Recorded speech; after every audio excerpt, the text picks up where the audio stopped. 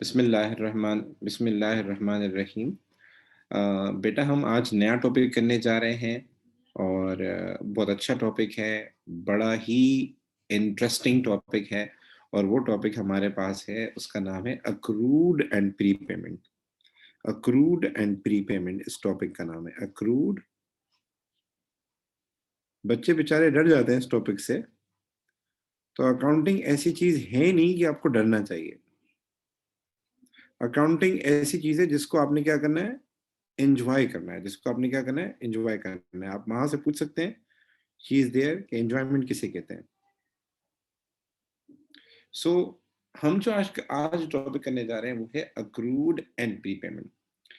Accrued का normally मतलब ये होता है, अगर हम अक्रूड की मीनिंग देखते हैं, कि कोई भी चीज हो जो कि क्या हो, अनपेड हो।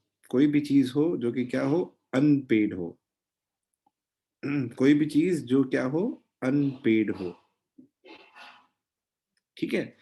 अक्रूड का मतलब होता है जैसे बकाया आप कह लें उर्दू में, ओविंग कह लें, ड्यू कह लें, एरियर का वर्ड यूज करें, ये सारी चीज एक ही है।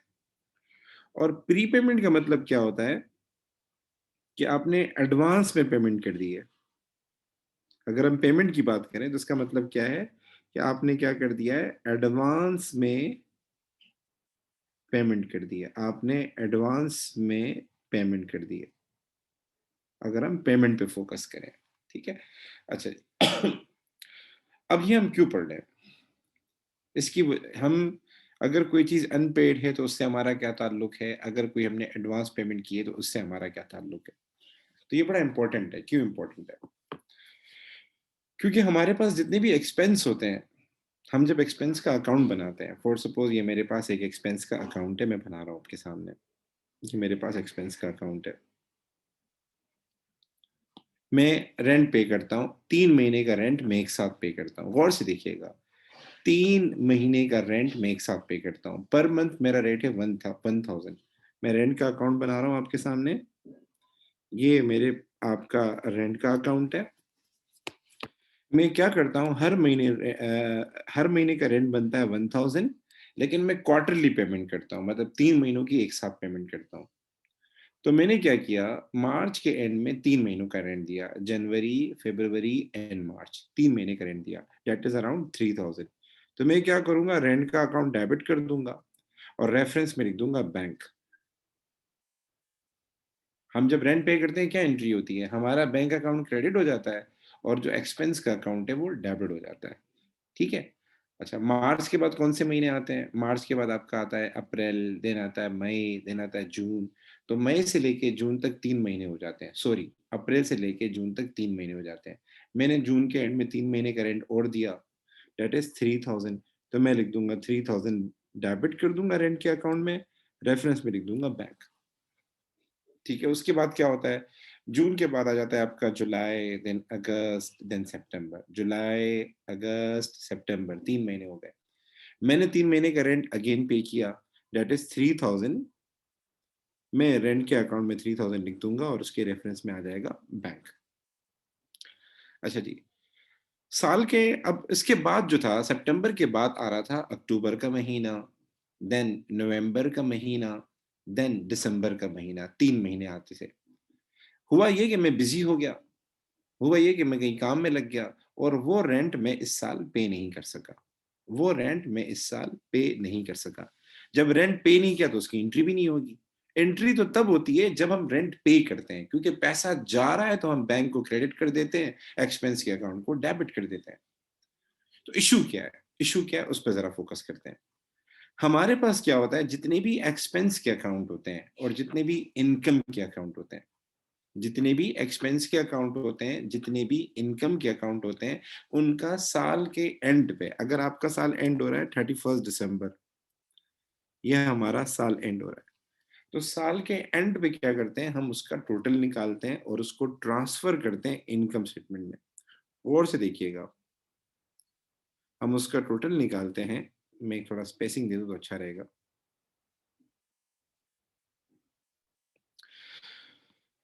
हम टोटल निकालते हैं और उसको ट्रांसफर करते हैं इनकम स्टेटमेंट में। लाइक ये 3000, 3000, 3000, ये हो जाएगा 9000।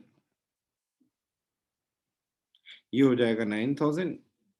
अच्छा, वैसे आप क्या करते हैं, आप बैलेंस सीडी लिखते हैं, लेकिन नॉर्मली अगर कोई एडजस्टमेंट वगैरह नहीं है, तो जितना भी हमारा रेंट होगा वो हम क्या करेंगे, इनकम स्टेटमेंट में क्या कर देंगे, ट्रांसफर कर देंगे।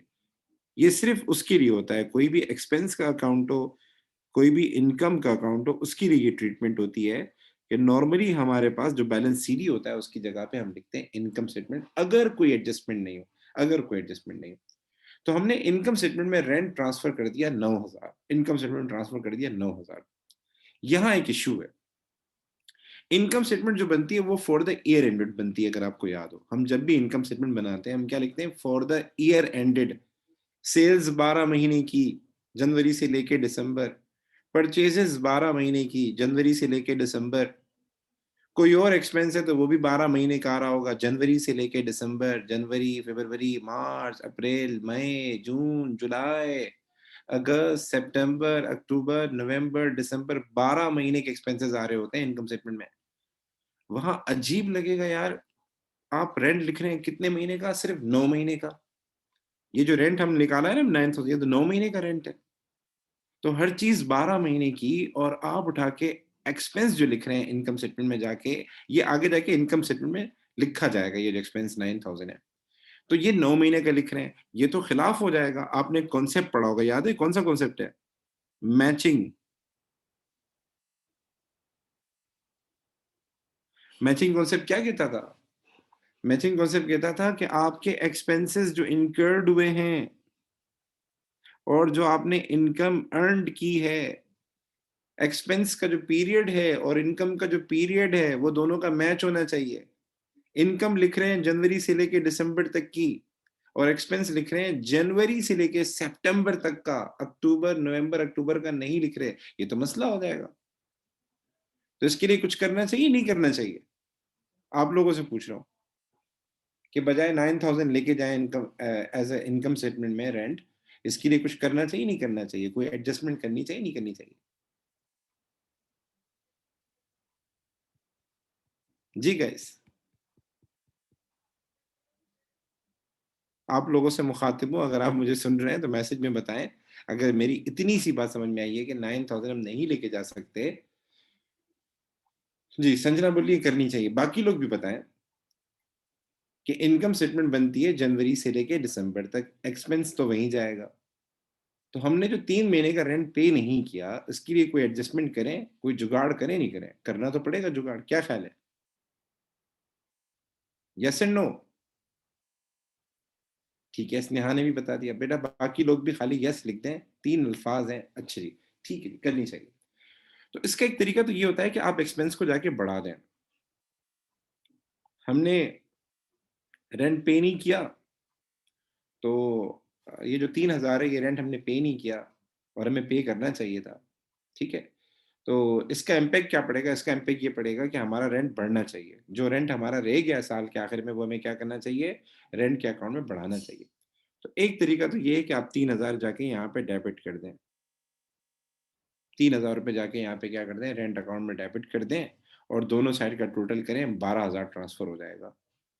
तो हम कर सकते हैं ऐसा, कोई मसला नहीं, जाके लिख दें रेंट के अकाउंट में डेबिट कर दें। तो इसकी 2-3 ट्रीटमेंट होती हैं, 2-3 तरीके होते हैं। जो सीआई वाले फॉलो करते हैं, या जो ब्रिटिश बोर्ड फॉलो कर रहा होता है, वो एक स्पेशल तरीका है। वो क्या कहता है, देखो कोई भी एडजस्टमेंट होगी उसका डबल इम्पैक्ट होगा, कोई भी एडजस्टमेंट होगी उसका डबल इम्पैक्ट होगा। अगर कोई चीज आपने डेबिट करनी है तो साथ में क्रेडिट भी करनी होगी। तो वो लोग कहते हैं कि भाई, अगर कोई साल के आखिर में कोई अक्रूड आ रहा है, साल के आखिर में कोई अक्रूड आ रहा है, आपने पे नहीं किया अभी तक, तो ये बैलेंस कहलाएगा। ये क्या कहलाएगा, बैलेंस कहलाएगा, बैलेंस बीडी या फिर बैलेंस सीडी। इसी तरीके से साल के आखिर में कोई रेंट आ रहा है और आपने ज्यादा पे किया है, आपने ज्यादा पे किया है, तो ये भी एज अ बैलेंस ट्रीट किया जाएगा। मैं अगेन रिपीट कर दूं, इसके बहुत सारे तरीके हैं इन चीजों को एडजस्ट करने के। तो उसमें एक तरीका कॉमन ये है, जो ब्रिटिश काउंसिल में ए लेवल में और ओ लेवल में यूज होता है, वो ये है कि जो भी रेंट आपका बाकी रह गया है, या जो रेंट आपने ज्यादा दिया है, इनकम स्टेटमेंट में नहीं जाना चाहिए। उन दोनों के लिए वो कहता है एज अ बैलेंस इसको ट्रीट करो, एज अ बैलेंस ट्रीट करो, ठीक है? ये जो अक्रूड है आपके पास, साल के आखिर में कोई भी रेंट है, इसको आप कंसीडर करो एज अ पेबल। इसको क्या कंसीडर करो, एज अ, जिस तरह ट्रेड पेबल होता है ना, ट्रेड पेबल क्या होता है? लायबिलिटी होता है। तो वो कहता है आपका कोई भी रेंट बाकी रह जाता है तो उसको आप क्या करें? एज अ पेबल कंसीडर करें। क्या करें? एज अ लायबिलिटी कंसीडर करें कि भाई ये रेंट हमें देना है। ठीक है? अच्छा, रेंट अकाउंट में कैसे लिखें इसको? तो वो कहता है रेंट अकाउंट में इसको एज अ बैलेंस लिखो। तो पेबल का ओपनिंग बैलेंस किस साइड आता है? एक सवाल मैं आपसे करता हूँ। ट्रेड पेबल का ओपनिंग बैलेंस, बैलेंस बीडी किस साइड पे आता है? डेबिट साइड पे आता है या क्रेडिट साइड पे आता है? क्रेडिट साइड पे संजना ने बताया, बाकी लोग बताएं।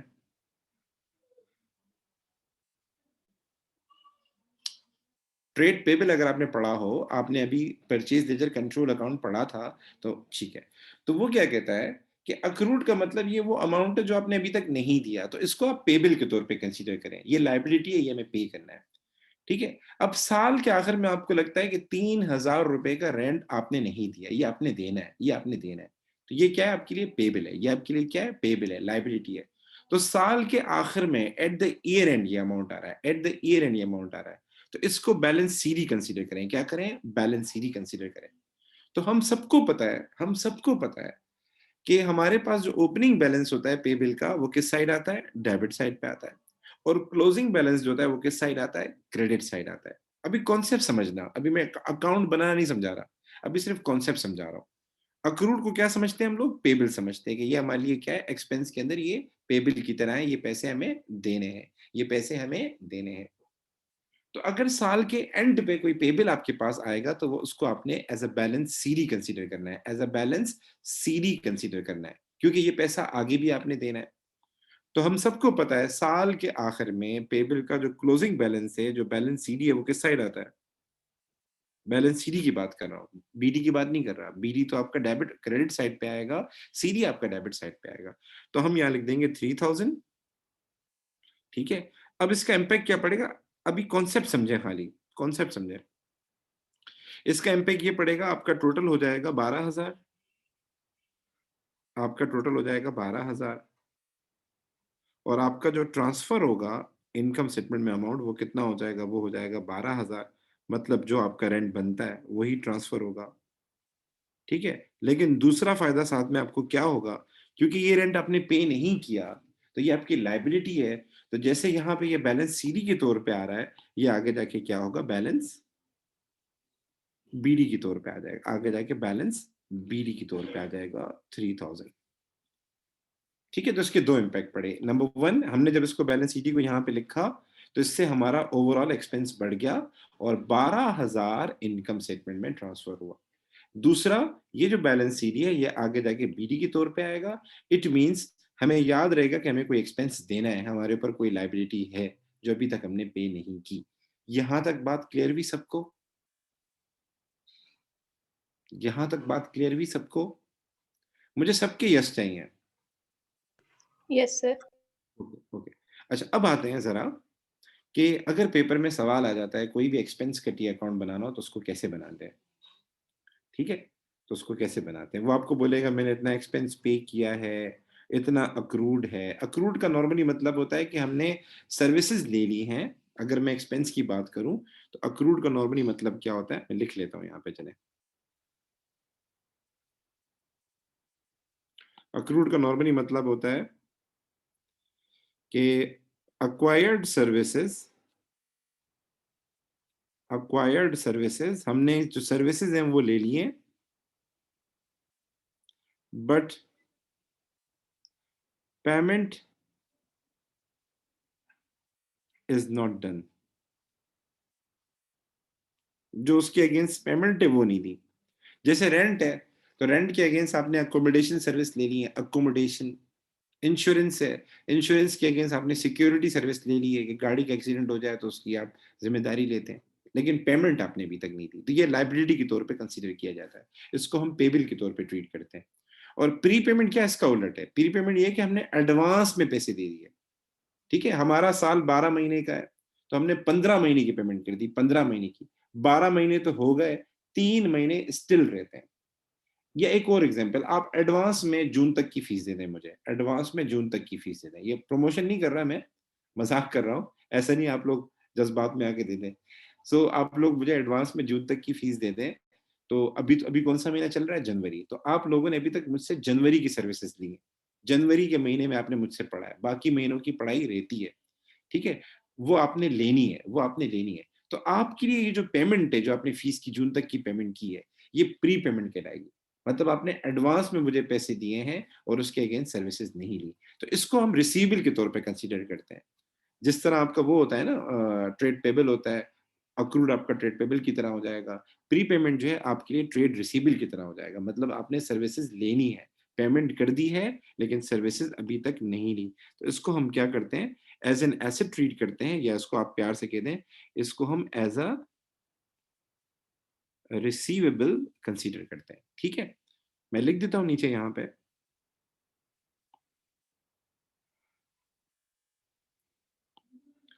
कि हमने payment has been done, payment is done in advance, payment is done in advance,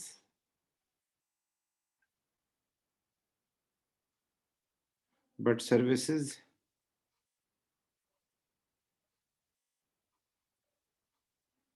has not been received.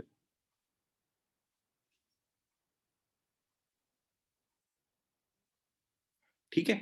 अच्छा जी। अब आते हैं सर पेपर में कोई एक्सपेंस का अकाउंट आएगा तो वो कैसे बनाएंगे तो उसको जरा देखते हैं। फॉर्मेट बना देता हूँ मैं आपके सामने टी अकाउंट का।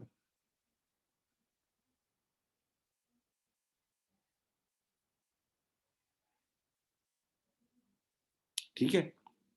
ये एक्सपेंस का टी अकाउंट है। कोई भी एक्सपेंस है उसका टी अकाउंट कैसे बनेगा देख लें गौर से। पेपर में एक्सपेंस का नाम भी दे सकता है कि इस एक्सपेंस का अकाउंट बनाओ और कभी कभार एक्सपेंस पेबल का वर्ड भी दे देता है आपको, एक्सपेंस पेबल का वर्ड भी दे देगा, रेंट पेबल, इंश्योरेंस पेबल, या फिर इंश्योरेंस का अकाउंट बनाओ या फिर रेंट का अकाउंट बनाओ, दोनों का मतलब एक्सपेंस है। तो एक्सपेंस का जब अकाउंट बनाना होता है तो वो क्या करता है आपको कुछ चीजें बताता है। तो पहले में ये सीखना होगा कौन सी चीज कहाँ लिखते हैं। ठीक है? तो सबसे पहली चीज वो आपको ये देगा कि हमने इतना रेंट पे किया, इतना एक्सपेंस पे किया। तो जब हम एक्सपेंस पे करते हैं तो बैंक हो जाता है क्रेडिट, बैंक हो जाता है क्रेडिट और हमारा एक्सपेंस का अकाउंट क्या हो जाएगा, वो हो जाएगा डेबिट। हम जब एक्सपेंस पे करते हैं तो हमने कोई भी एक्सपेंस पे किया है तो जाहिर है उसके रेफरेंस में हमने क्या दिया होगा, बैंक दिया होगा, मतलब बैंक से पैसा गया होगा। और कभी कभार एक्सपेंस उधार में भी होता है, मतलब आप बिल, आप जैसे आपने कोई आपका कोई गैराज वगैरह है तो उसमें क्या होता है उधारी खाता भी चल रहा होता है। तो जैसे ही आप बिल रिसीव करेंगे आपको आपका जो सप्लायर है आपको बिल भेजेगा कि सर आपने गैराज की सर्विसेज दी थी उसका बिल इतना बना। तो जितना भी वो बिल मुझे भेजेगा मैं उसको यहाँ पे डेबिट कर दूंगा और उसके अकाउंट को जिस पार्टी को पैसे देने हैं उसको मैं क्रेडिट कर दूंगा। कभी कभार पेपर में आ जाएगा वाटर एक्सपेंस अकाउंट बनाओ, क्या बनाओ, वाटर एक्सपेंस अकाउंट बनाओ। अब वाटर एक्सपेंस अकाउंट में समटाइम ऐसा होता है कि हम उधार में सर्विसेज रिसीव कर रहे होते हैं, उधार में, लाइक हमने वापडा से सर्विसेज ली होती हैं तो वो हमें बिल भेज देंगे कि सर 2 महीने के आपके पैसे इतने बने। तो जितना बिल होगा हम यहाँ पे लिख देंगे उसको और उसके अकाउंट को जिस पार्टी को पैसे देने उसके अकाउंट को कर देंगे क्रेडिट। तो अभी हो सकता है आपको ये आइडिया नहीं समझ में आए, तो अभी सिर्फ इतना रख लें ज़हन में कि हम जब भी एक्सपेंस पे करते हैं तो हम क्या करते हैं, एक्सपेंस का अकाउंट डेबिट करते हैं और बैंक का अकाउंट क्रेडिट करते हैं। ठीक है? अच्छा जी, इसके बाद आपके पास पेपर में एडजस्टमेंट्स आएंगी। तो एडजस्टमेंट्स को कैसे ट्रीट करना है, तो जिस तरह वो ये कहता है कि साल के आखिर में अक्रूड इतना था, साल के आखिर में इतना अमाउंट था जो हमने नहीं दिया था, तो वो आपको कह सकता है कि पिछले साल का भी कोई अमाउंट रहता था, पिछले साल का भी कोई अमाउंट अक्रूड था।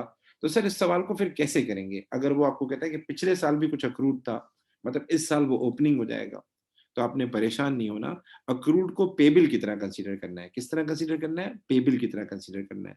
तो अक्रूड का जो ओपनिंग बैलेंस होगा वो पेबल है हमारे लिए, लाइबिलिटी है। तो ओपनिंग बैलेंस कहाँ पर आएगा, आपके पास क्रेडिट साइड पे आएगा। अक्रूड हमारे लिए लाइबिलिटी है। मैं लिख लेता हूँ यहाँ पे ओविंग, ओविंग का मतलब वो अमाउंट जो ड्यू है हमारे ऊपर। और इसका जो क्लोजिंग बैलेंस होगा साल के आखिर में जो अमाउंट दिया होगा वो हम कहाँ लिखेंगे, वो हम डेबिट साइड पे लिखेंगे। ठीक है? इसी तरीके से वो आपको पेपर में कहेगा कि क्या नाम है, प्रीपेमेंट दे देगा। तो प्रीपेमेंट रिसीवेबल की तरह होती है, प्रीपेमेंट एसेट होता है। तो बेटा मुझे बता सकते हैं हफ्सा बेटा कि एसेट का ओपनिंग बैलेंस किस साइड आता है? ट्रेड रिसीवेबल का ओपनिंग बैलेंस किस साइड आता है, डेबिट साइड या क्रेडिट साइड? डेबिट साइड, ठीक है। तो हम क्या करेंगे, बैलेंस बीडी डेबिट साइड लिखेंगे। किसका? अगर हमारे पास साल के शुरू में कोई प्रीपेड दिया हुआ है, साल के शुरू में कोई प्रीपेड दिया हुआ है। इसी तरीके से साल के आखिर में अगर हमें उसने कोई प्रीपेड दिया हुआ है तो वो हम क्या करेंगे, क्रेडिट साइड पे लिखेंगे।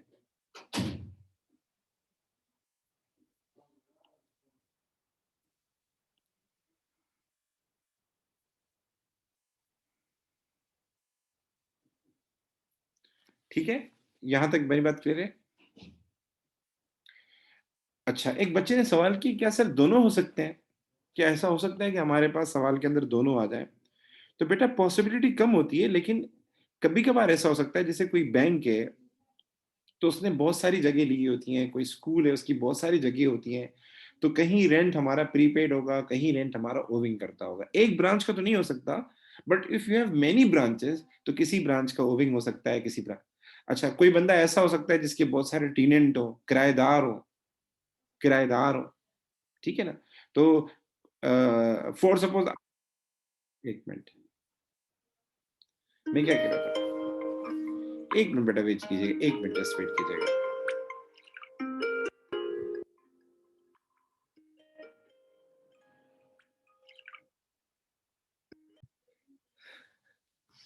चले, बिस्मिल्लाहिर्रहमानिर्रहीम।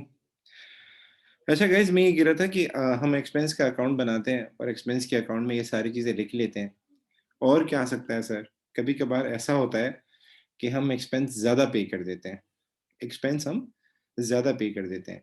तो जाहिर ही बात है, हमने जब एक्सपेंस ज़्यादा पे किया होगा तो हमने जो एक्स्ट्रा अमाउंट दी होगी वो हमें वापस भी मिल सकती है। अगर हम आगे फर्दर सर्विसेज नहीं लेते तो हमें एक्स्ट्रा अमाउंट वापस भी मिल सकती है। ऐसा होता नहीं, कभी आ सकता है। तो रिफंड कभी कभार हो जाता है, कभी कभार हमें पैसा वापस मिल जाता है अगर हम आगे सर्विसेज नहीं लेते या कंटिन्यू नहीं करते किसी के साथ अपना एग्रीमेंट रेंट वगैरह का। तो उस सूरत में रिफंड भी आ सकता है। रिफंड मतलब वापस आ जाना। तो जितना पैसा मेरे पास वापस आएगा उसमें बैंक में पैसा आ रहा होगा, तो बैंक का अकाउंट क्या हो जाएगा, डेबिट, और हमारे पास एक्सपेंस का अकाउंट क्या हो जाएगा, क्रेडिट। ठीक है, ये सारी चीजें लिखने के बाद हम क्या करते हैं, दोनों साइड का टोटल करते हैं।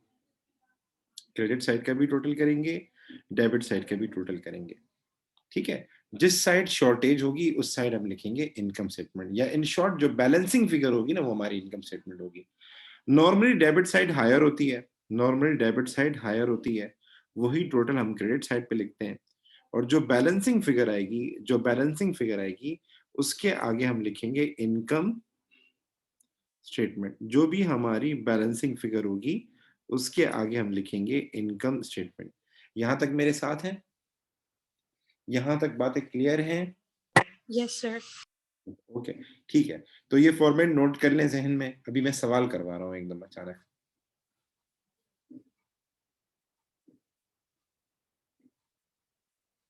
ठीक है, अच्छा जी, तो अब सवाल जरा कर लेते हैं, ये फॉर्मेट देख लें एक नजर। ठीक है, सो हम एक सवाल कर लेते हैं, सिंपल सा बेसिक सा सवाल कर लेते हैं, आसान सा सवाल कर लेते हैं। अब पेपर में सवाल आया और उसने कहा कि भाई ये है 1 जनवरी का बैलेंस और ये है 31 दिसंबर का बैलेंस, मतलब एक ओपनिंग डेट है और क्लोजिंग डेट है, एक ओपनिंग डेट है और एक क्लोजिंग डेट है। उसने 1 जनवरी को आपको दिया है rent prepaid, rent prepaid. Rent prepaid हमारे लिए रिसीवेबल की तरह होता है। तो रेंट प्रीपेड फॉर सपोज है 1000 और साल के आखिर में आ रहा है 600।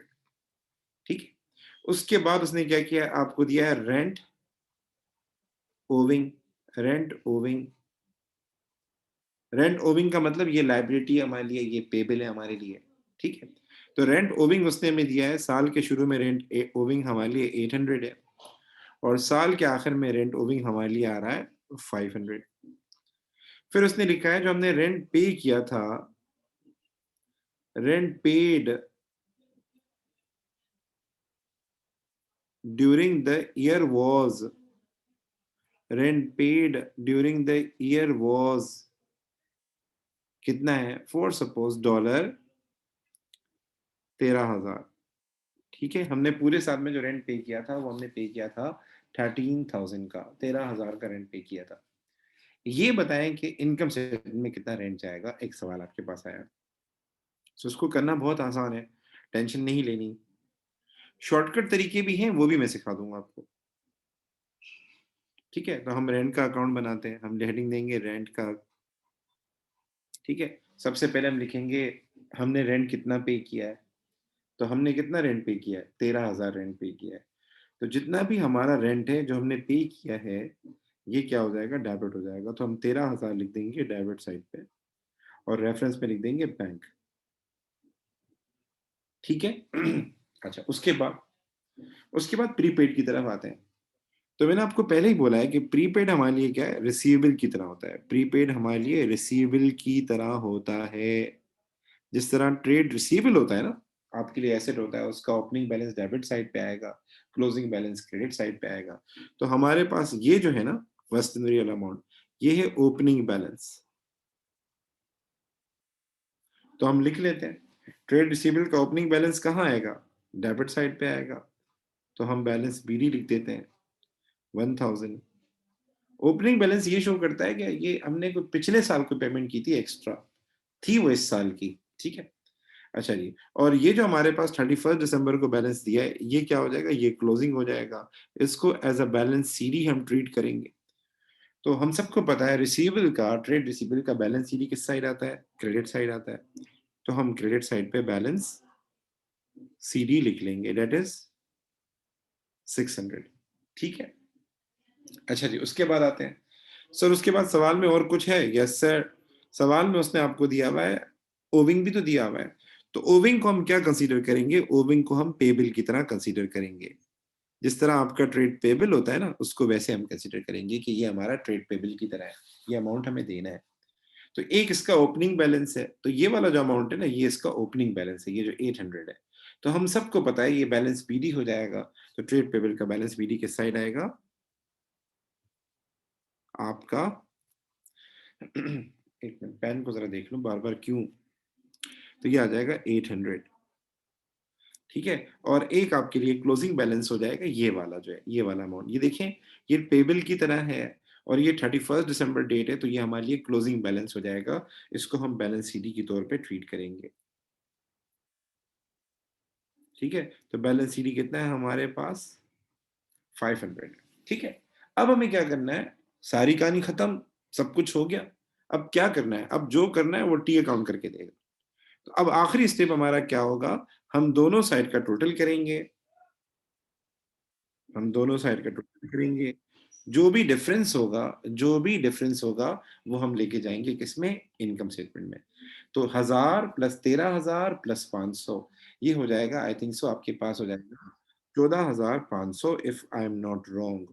14,500, 14,500 में से आप माइनस कर लें 600, माइनस कर लें 800, मुझे बताएं कितना अमाउंट आ जाएगा।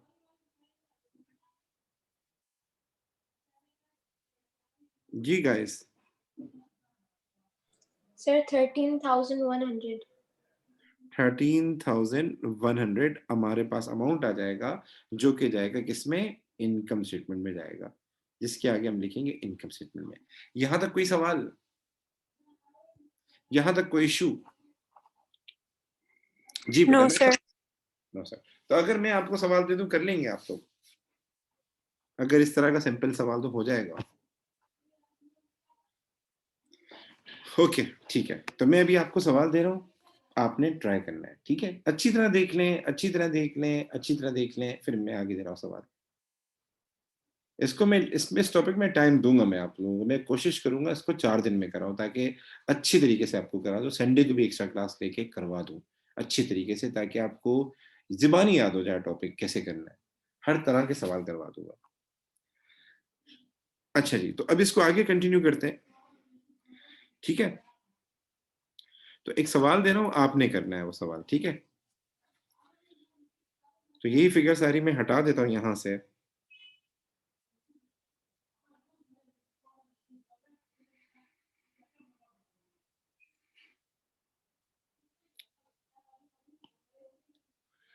ठीक है, मैं इसमें आप लोगों को सवाल देता हूँ कि आपने क्या करना है। फॉर सपोज साल के शुरू में रेंट प्रीपेड नहीं था, था ही नहीं। साल के आखिर में रेंट प्रीपेड आ रहा था हमारे पास 1200 का, ठीक है। साल के शुरू में रेंट ओविंग था हमारे पास, डेट वाज अराउंड 400। और साल के आखिर में रेंट ओविंग नहीं था, साल के आखिर में रेंट ओविंग नहीं था। पूरे साल में जो हमने रेंट पे किया था वो अराउंड था कोई 12,500, 12,500। ये बताएं इनकम स्टेटमेंट की फिगर क्या होगी। जी गाइस,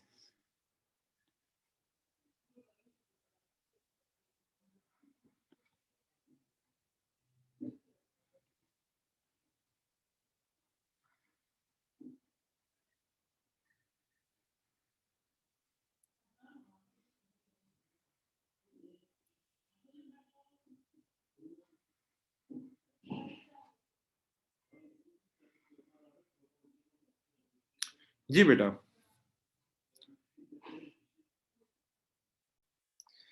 मैंने अभी बताया कि ये जो रिसीव प्रीपेड है हमारे लिए क्या होगा, रिसीवेबल की तरह होगा, हमारे लिए रिसीवेबल की तरह होगा।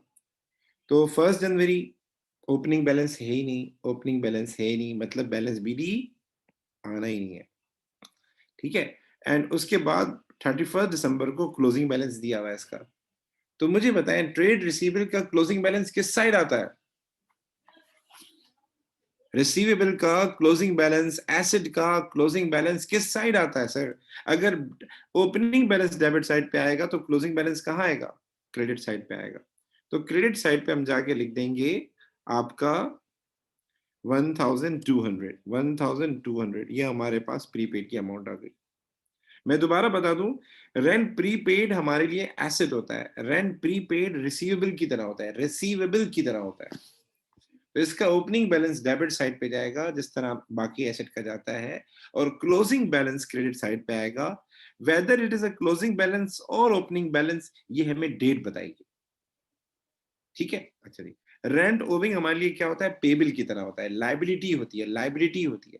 तो इसका ओपनिंग बैलेंस इस साइड आएगा और क्लोजिंग बैलेंस इस साइड आएगा। तो ये दिया हुआ है 400 और ये दिया हुआ है 1 जनवरी। So it is a opening balance of a liability, opening balance of a liability कहां जाएगा सर, क्रेडिट साइड पे जाएगा, इसका बैलेंस बीडी। तो क्रेडिट साइड पे आपने जाके लिखना है 400। यहां तक बात समझ में आ रही है बेटा, कशफ बेटा। जी सर। फिर हमने फिर हमने क्या किया है, रेंट पे किया है, रेंट पे किया है, डेट इज 12,500, 12,500। मैं 12,500 लिख लूंगा यहाँ पे, ठीक है। एंड उसके बाद हम क्या करेंगे, दोनों साइड का टोटल करेंगे। टोटल ये आ जाएगा 12,500, ये आ जाएगा 12,500, माइनस करेंगे 1200, देन 600। आई थिंक सो ये आ जाएगा आंसर 10,900 हमारे पास आंसर आ जाएगा। और ये हमारा बनता है पूरे साल का एक्सपेंस जो कि इनकम स्टेटमेंट में जाएगा। तो इंशाल्लाह मैं बाकी इसमें फर्दर कल कंटिन्यू करूंगा और कल मैं आपको और भी आसान करके बता दूंगा। अच्छा, कभी कभार हम इसके लिए कुछ बच्चों को वर्ड भी बताते हैं, शॉर्टकट वर्ड भी बताते हैं कि प्रीपेड कहाँ आना है, फना कहाँ आना है। तो एक्सपेंस थोड़ी सी बुरी चीज है, नेगेटिव चीज है। एक्सपेंस कम हो ना तो अच्छी बात है, एक्सपेंस ज्यादा होंगे तो प्रॉफिट क्या होगा, प्रॉफिट कम हो। तो जहां बुरी चीज है तो एक बुरा वर्ड है, बहुत बड़ा मुआशरे का बुरा वर्ड है, आपने सुना होगा पाप, कि ये काम मत करो, ये मुआशरे के लिए पाप है, अनहोनी हो जाएगी, मसाइल हो जाएंगे।